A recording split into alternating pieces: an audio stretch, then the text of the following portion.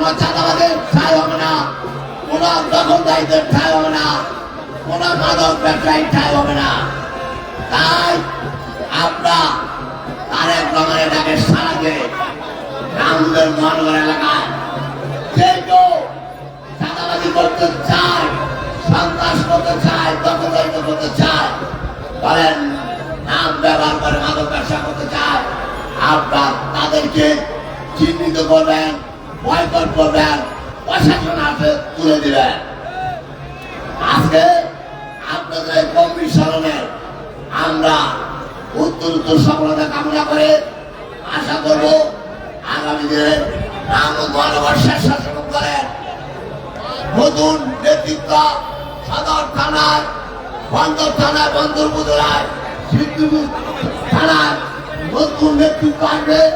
আমরা তাদেরকে মহানগর বিএনপির পক্ষ থেকে অগ্রিম শুভেচ্ছা জানিয়ে বলতে চাই, আপনার স্বেচ্ছাসেবকরা আপনার মানুষের পাশে দাঁড়াবেন।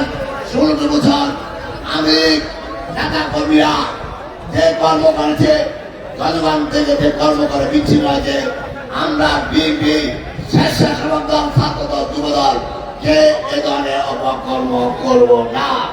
আমরা জনগণের পাশে থাকতে চাই, জনগণকে নিয়ে থাকতে চাই। আগামী দিনে বাংলাদেশের স্বাধীনতা, সার্বভৌমত্ব এবং জাতীয়তাবাদী দলের বিরুদ্ধে, শহীদ পরিবার বিরুদ্ধে এবং তারেক রহমান খালেদা জিয়ার বিরুদ্ধে যেগুলো ষড়যন্ত্র হবে, আমরা স্বেচ্ছাসেবক দলের নেতা কর্মীকে নিয়ে তার প্রতিরোধ করবো, প্রতিহত করবো।